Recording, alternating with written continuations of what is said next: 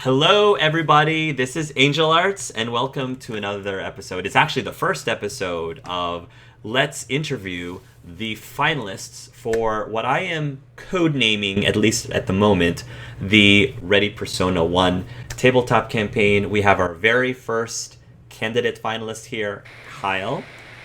Hey. Hi, Kyle. Welcome back.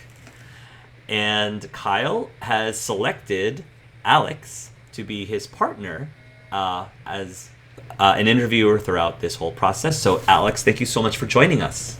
Of course, lovely to be here. Great. So, just to let everyone know how the format's going to be, Alex is going to start by asking Kyle some out of character questions just to get to know him as a person and as a player. I'll ask a couple questions right after, and then he's going to start doing some role-playing scenes, two of them that are roughly 10 minutes apiece, that will showcase both of Kyle's characters, the real-life character and the virtual in-game character, and then we'll go from there. What drew you to tabletop RPGs? And also, what is something that you're really good as a player? And then what's something that you need to work on as a player? Okay, so which kind of drew me to was I've always been a person loves stories, loves to come up with characters, but I'm terrible at like writing and sitting down and like actually writing and doing things.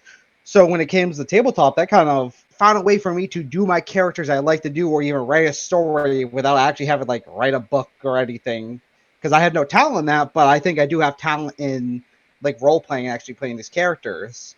And when it comes to things I'm really good at is just having fun, playing my character, and just doing the most I can with that character. Just using with a concept or something. And my motto is always escalate further.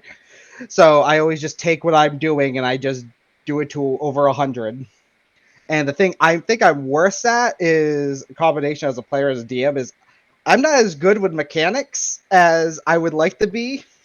So I'm like, I know the bare minimum, but then like all these other rules come up, and I'm like, yeah, I wish sometimes I can get better at mechanics, but usually I have like one of my regular people I usually play with who always like knows all the books. So I'm like, they got it.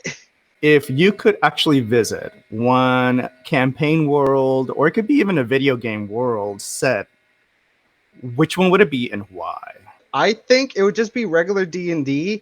One, because regular D&D, as messed up as it can be, is also just very easy if you know all the mechanics. And two, it's just the general fantasy fun. So if I got teleported to a regular D&D campaign, I would like be like, oh my god, we're in the tavern.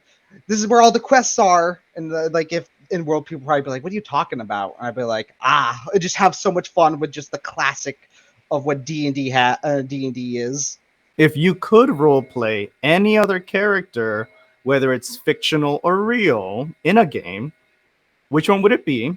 Why? And would you do it straight as is, as they were written or who they are, or would you do it with a twist? I think if I can roleplay as any other character, have anyone seen The Witcher? Yes. So you know Yasker or Dandelion, is he in the books? I would just Yes, the basically play him bard. because I love playing the bard. I probably would play him straight up simply because Yasker is basically everything I play as usually. Just the fun, charismatic bard who may not be the best at fighting, but it's just there to have a good time and just and lighten up the whole mood. So, Kyle, because this is the last set of interviews slash auditions that I am having for a campaign on my channel, at least for the foreseeable future, I wanted to ask some of the more hard-hitting questions this time around. Hit me So with that shot hard. the first one is, so Kyle, you actually auditioned for this last year, became a finalist for the Athenaeum campaign. Why do you think you didn't make it into the campaign? Well, I don't think. Yeah, why do you think you didn't make the cut? The reason why I don't think it got the cut was because I wasn't being 100% myself the last interview. Last interview, I watched it and everyone else saw it. I held myself back. And I didn't hold myself back up a little. I held myself back a lot, either by nerves and other things. And I felt like if I went 100%, which would have been good because I was also auditioning as like an anime manga character, I think I would have at least had a much better shot because I would have been like full, like that would have been my like turf. But since I held myself back, I kind of made myself a bigger detriment because instead of being weird and wacky like how manga and anime is, I was more reserved, which is why I'm not. But that just hurt it because it's like, oh man, it's a little like anime, but it's missing something. Kyle, hypothetically, if you were asked to give up your spot to be in that campaign and give that spot to another auditioner instead of you, who would you give that spot to and why? Hales. And for major two reasons. One, I've played with Hales before, and I think she would be fun for anyone to play with. And second of all, I think she, like, her want to really do this is apparent. Like, her love and want to be in one of these campaigns is, like, more apparent than almost anyone I've seen. So if it was like Kyle, either you or Hales get it, I'd be like, get Hales in here. Because I think it means a lot more to her than it would mean for me to get in. It is the 24th of October, 2077, in California's high-tech Silicon Valley. You work for a tech company called Existen. It is a play on words. In Spanish, it literally means they exist. But it is also saying X is 10. It's a little bit of an Easter egg in the game itself. You have helped develop this game, obviously, and you have brought it to the general public. The game is called Arcadia. It is this battle strategy VR MMO game where two good factions, the gods and the angels, are fighting the two evil factions of demons and devils. And they are waging this endless war to either dominate or protect the realm of Arcadia. You have been recently promoted to Senior Creative Director, where you previously were just the lead game designer, and have just moved to a new office in the building. It is a gorgeous, sunny day. You're in your new office. It is early afternoon, just after lunch, and the sun is beaming up from up high through the windows of your office. Please describe your character, your new office compared to your old one, where it is, everything, and what you are doing currently. So to get into the character, you probably see someone who is really pale. Like there, he has bag under his eyes. Probably not as bad as he used to be since he got his new job, but like he's still like bag under his eyes. He's like over 6 feet tall, so like he's unreasonably like tall, but he's also lanky. So you just see this tall, lanky person. And funny enough, unlike most of the people that kind of work there, he also has like a lab coat, almost like him looks like he's a mad scientist in this kind of place. And his office is actually relatively clean for now compared to his last office. His last office, he's the kind of person that everything's messy, but everything has a place. Right now, since he just moved in, everything is like neat and tidy. And probably in his office, he probably has like a bunch of the technology he's been working on. And he's probably right now just moved in, and now he's kind of like working on some of the tech that he's been working on because he's trying to get the game to work on the new product they're going to come out in like a year for the next holiday season, and he has to make sure that this thing is ready for ship. And so the game's also optimized for that. Your boss, Vanessa Chavez, she is the CEO of Existen and co-creator of Arcadia. She strolls into the room with some excitement. She is carrying 3 envelopes with her in her hand. She's like, babe, how are you doing? How are you doing, Vanessa? Good. Listen, I need my right-hand man, now that you're Senior Creative Director. How are you feeling about this new position? I mean, I got 6 hours of sleep last night, so that was probably good. Better than the 3. Yeah, that's a lot better. That's the whole point, Gabe. You're supposed to be getting more rest. I don't want you here all the time, okay? Look, relax. I'm not gonna be here all the time. As you see his foot push over a sleeping bag underneath his desk so no one sees it. Yeah, right. I know you too well. You've been working for this company for years. You're like my brother. She says that in a strange way. He's fine with it. He's like, yeah, it's all good. So, are you excited about tomorrow? What are you planning for tomorrow? He kind of thinks for a moment. He goes, I don't know. Maybe I shouldn't go with the idea. No, you're kids. Isn't their birthday tomorrow?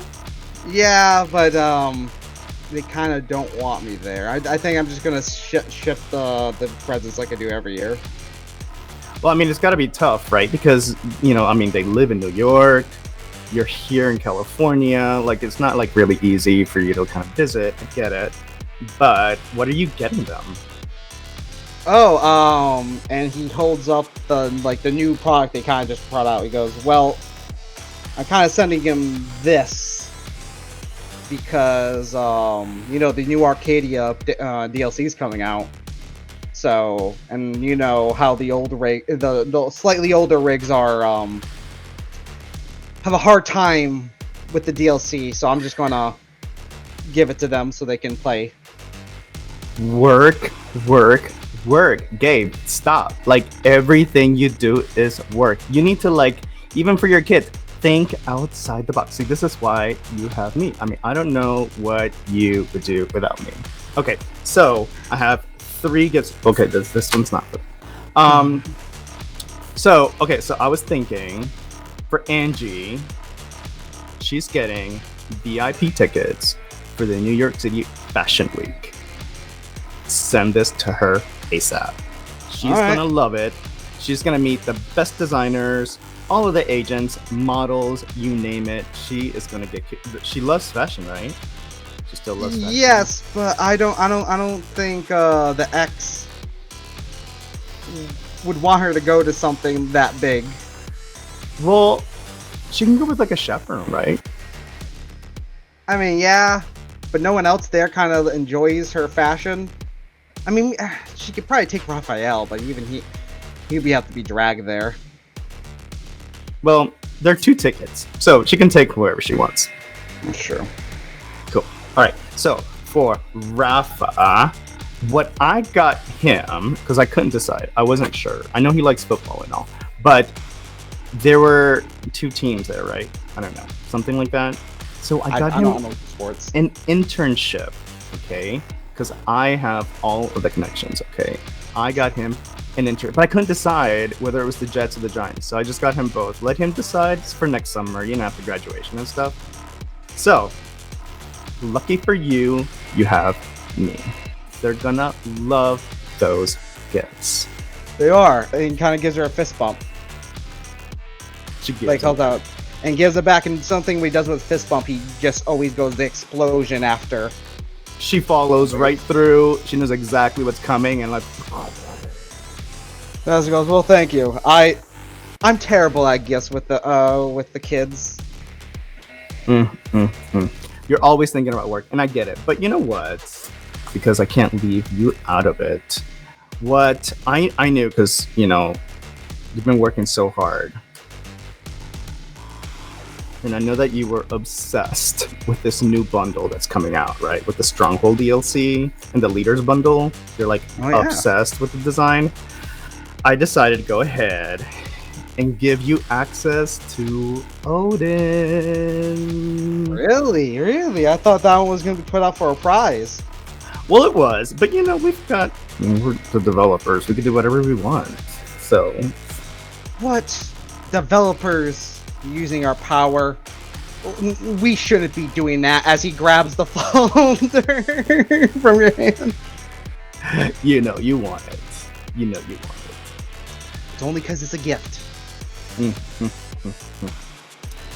Well, I'm sure they're gonna love these gifts, and I know that you've been through a lot with the divorce and the kids moving away. And Vanessa reaches to your desk where there is a picture of you and the three kids. She turns it around and says, I've always wondered, Gabe, what was going on here? What were you guys doing? You guys seem so happy there. I'd like to see that face again. I'd like to see you happy again. And here, I want you to take me to a really happy memory that would be part of this picture. So set the scene, bring me in, and we'll role play that memory out. okay, so with this happy memory, we're gonna go to what you like. Also, Alex, is it's a LARP kind of place because his son Raphael loves fantasy. So this is the one time that he got the weekend off and he took them all to a LARP. So it's the three of them. It's him, his son Raphael is I'll say about 5, and even though he's really young, Gabriel was man, I'll take him out for a day, bring him to a place.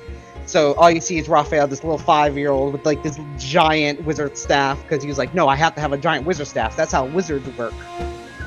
And then his little girl, Angie, has a really nice looking outfit because she wouldn't wear any the ragged stuff. She was nah, I gotta wear this cool looking armor that was more expensive than the other, but hey, it's all good.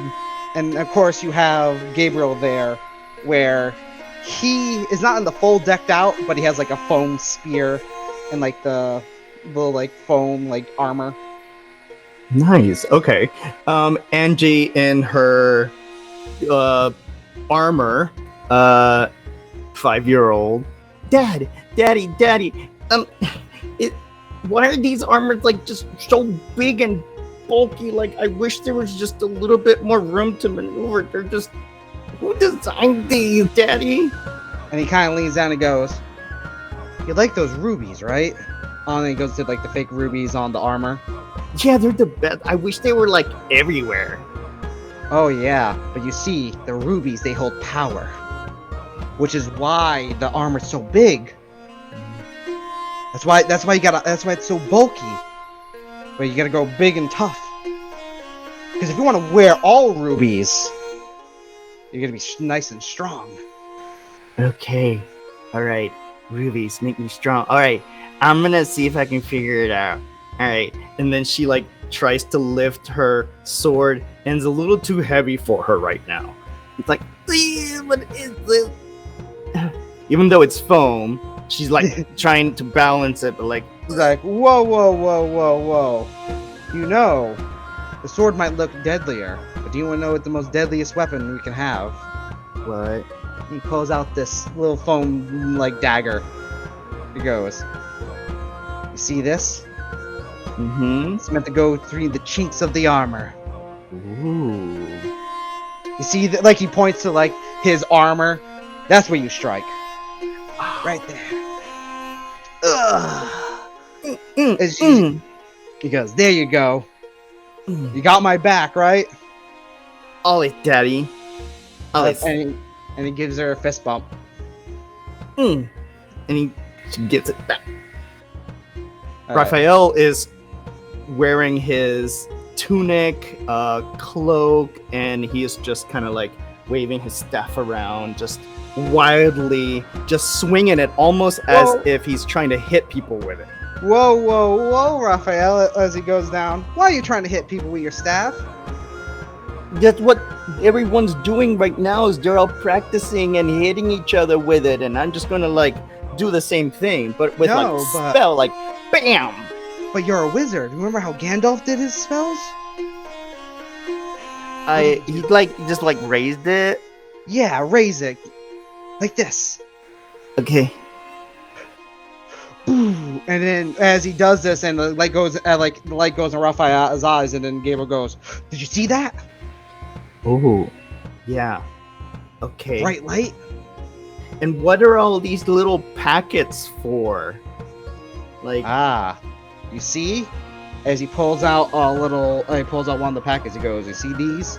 Uh-huh. These are magical. They have runes in them. When they hit the opponent, boom! You might not notice it right away, but the spell hit them." He grabs one of the packets and throws it at your face. Ah! Good hit, son.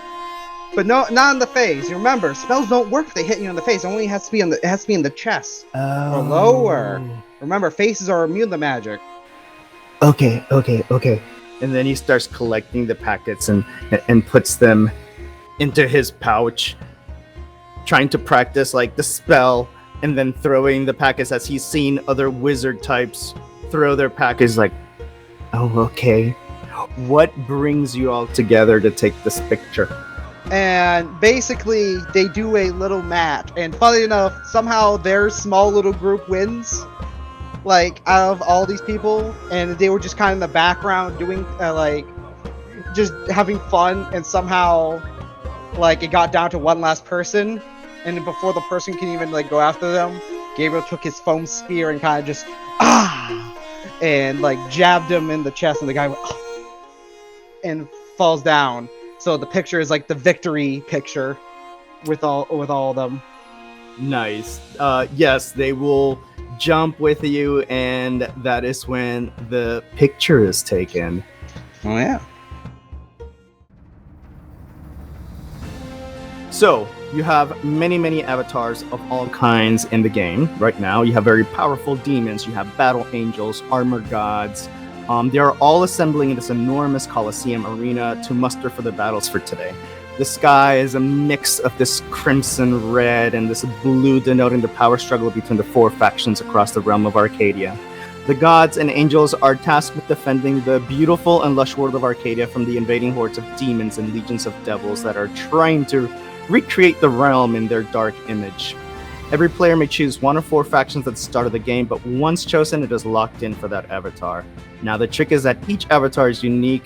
There may be some differences here and there depending on the DLCs, but no two avatars are ever alike. The only way you can acquire one is either through a very tough mission, or you defeat someone PvP one-on-one in an arena. Gaia, which you know is Vanessa, this is her avatar, and she is making an announcement to the entire player base. Stronghold is here. Your fight for Arcadia continues in a new feature that puts four of you against wave after wave of your most dreaded enemies. If you survive, then you will be rewarded with some of the largest caches of edge points we have ever given. You have the chance to become some of the edgiest players we have ever seen. If you do not succeed, however, you will lose everything. The rewards are exceptional, but the risks are dire. Choose your teammates carefully and be ready to use all your might to defend the stronghold. Along with the stronghold release, we are also introducing 10 new avatars for you to discover and win. These are from the new Leaders Bundle Pack, and they feature some of the most anticipated avatars to date. Zeus, Asmodeus, Tiamat, Lilith, Pele, Shiva, Ra, Baba Yaga, Baphomet, and Odin. Be the first to get them, their weapons and armor sets, and try out their new leadership ability. May the fate of Arcadia be ever in your hands. She disappears from the heavens, and the avatars are left to ponder the news in the Colosseum. A day or so later, you join the game with your Odin avatar and enter the mustering Colosseum. Describe your virtual in-game character and how they enter the arena, knowing that this news just dropped only a few days ago. So, he is in this golden armor made with like shades of like a little bit of blue, but like it's just mostly golden armor, and he has this golden helmet, and you know the mask covers up the face. How did he see through it? No one really knows. Video game logic. And one side of his helmet has like a messed up eye, and he's carrying this this large spear, but it seems like it's jagged in like the most beautiful way. Like, even though it looks unnatural, somehow it looks great. Okay. Out of the many avatars you pass as you walk by, you come across three somewhat familiar characters. One is a female human who is in the image of Thor. She is wearing very ornate armor set distinctive of the Spring Easter Austera festival. So her full plate armor is covered in these floral motifs. And even Mjolnir that she has is got this added foliage decorations throughout. Another is a young human male who looks to be this kind of wand wielding with a staff, battle mage, rogue type of character. He has a lot of these emerald stones and runes decorating his leather armor, gauntlets, and boots. And then the last character is a female winged dwarf dressed as one of the Valkyries, with this traditional winged helmet, shiny silver armor, carrying her traditional shield and long spear. They're both eyeing you. They're all three eyeing you as you walk by, whispering to one another. And as he sees this, and he goes, "Ah, fellow godlings!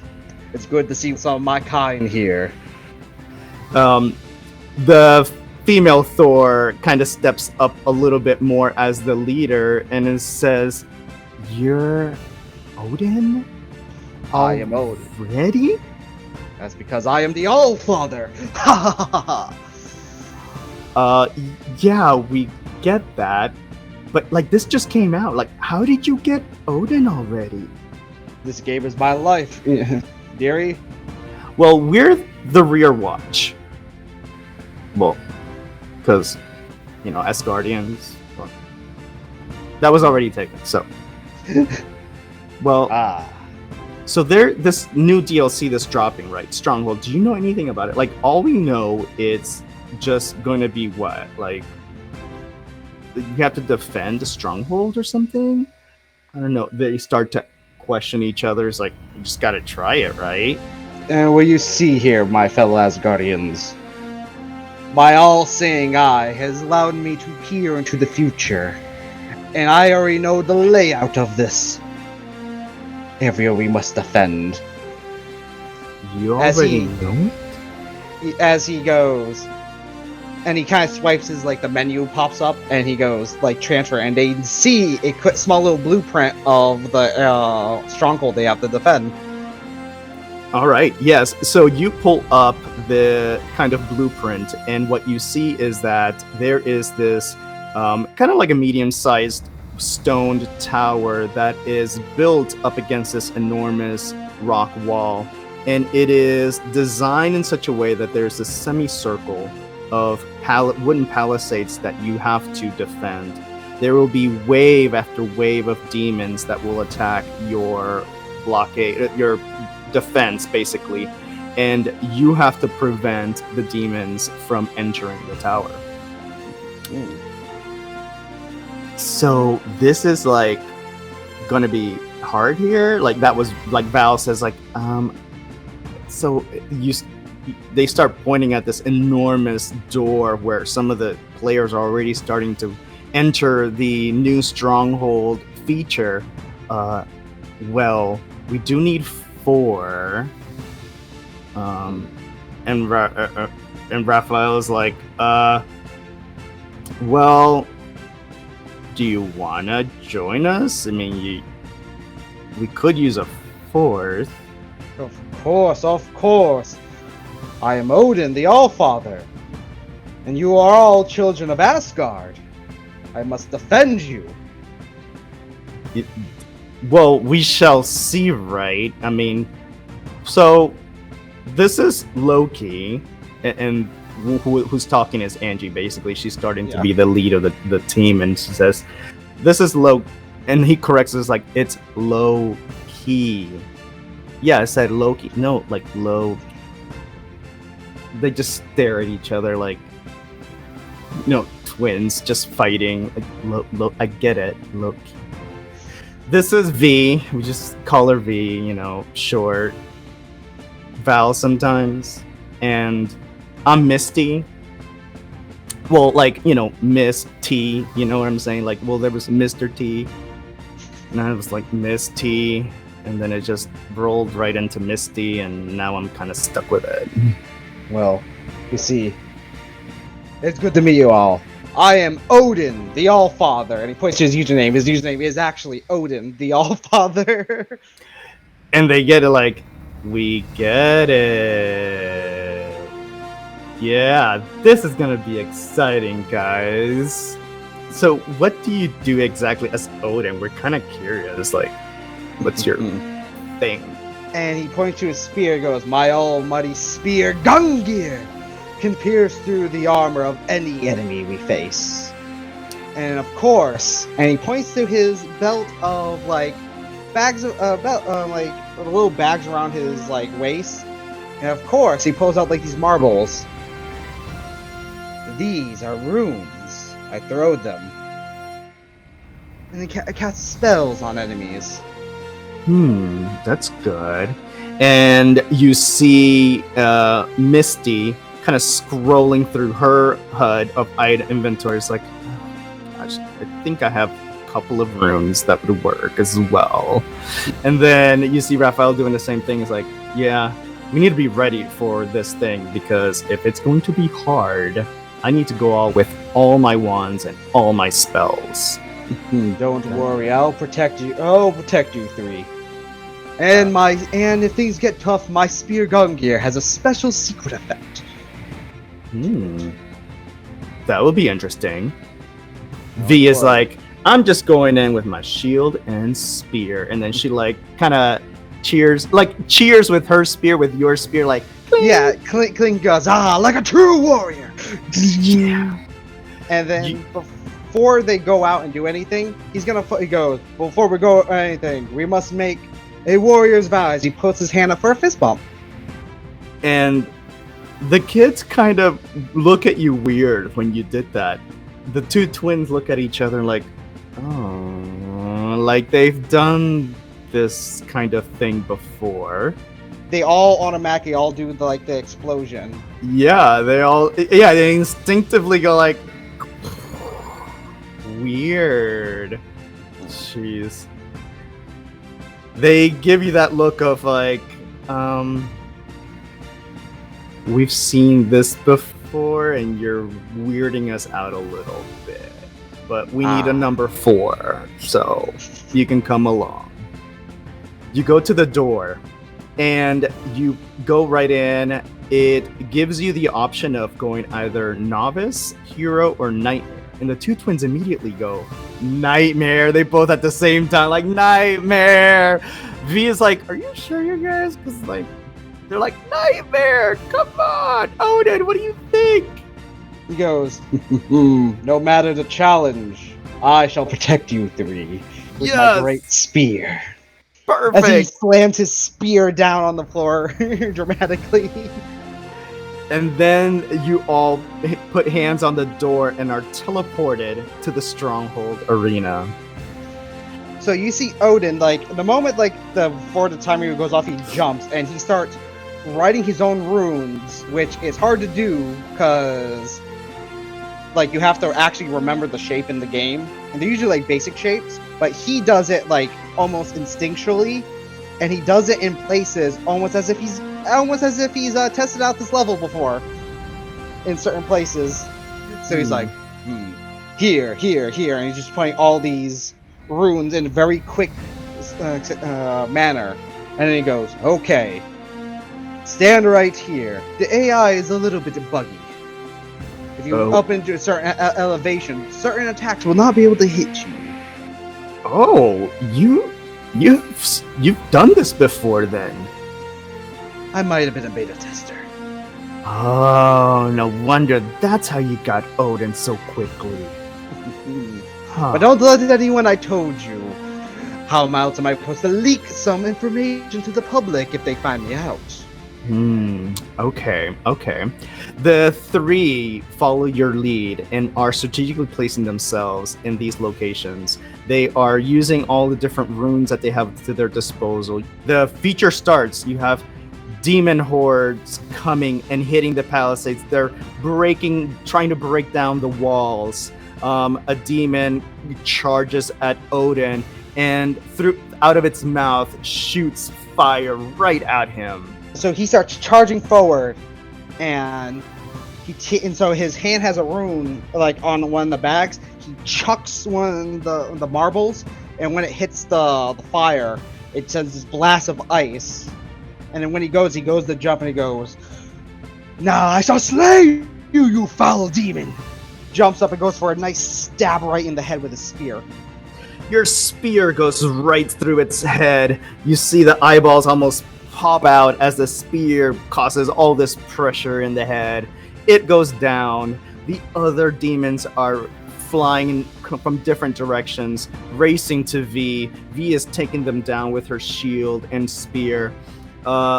Loki is using his magic on the others on the left side, and Misty is kind of right behind you in a way, following your lead, killing demon after demon with her hammer. You are defeating them wave after wave, and you are getting to the point where they're starting to overwhelm the group. He's like, "First, get back into the hallway. First part entrance, not direct game over if they get in. We must funnel them in, so I can use Gungear's secret move." Okay, they follow your lead and start to maneuver their way there, but they're still being overwhelmed. What Odin does is he starts like taking these rune marbles, which cost a lot of edge, and starts just chucking them and just going explosions to make way until they get to the to the hallway. And he goes, "The boss is grouped up in that good," and he pulls out this even larger marble with like a greater rune, which they know is like a very rare item. Okay. They are able to get freed up from that attack and are now in position. He goes, "We see what Gungear can do. It can consume a rare item such as this and take on the properties of the rune." And he puts the marble right on the spear tip, and Gungear morphs into this holy lance. And he goes, "Don't worry, I shall defend you to my last breath." And he like aims it, and he chucks the spear. And as he chucks the spear, it does this devastating like streak of light, aiming right towards the boss. But like, so like there's the boss at the end, and then like everything in between is the like the fodder. So he's using like a lance, like his own physical lance skill, to make sure the spear goes all the way through them and then does a killing blow to the boss. Nice, yes. So the spear flies through the air, slicing everything in its path. The boss, ready to just come and bash through the tower doors, gets the spear right through its chest and falls to the ground. As it dies, it kills all of the remaining demons that were charging, and you are able to win and save the stronghold from the attack of the demonic horde. The kids are looking up at you and like, "Oh, there's a reason he got the Odin." He pulls out the spear and goes, "Good job, my fellow Asgardians." You can play with us anytime. No, yes. And he puts out his fist bump again. And then they kind of go at it again, the twins looking at each other like, and then like do exactly as you do it. "Hello there, my fellow gamers. I am Odin the All-Father." And he slams the spear and he goes, "I want to play with you to conquer the realm for the great Asgard. Huzzah!"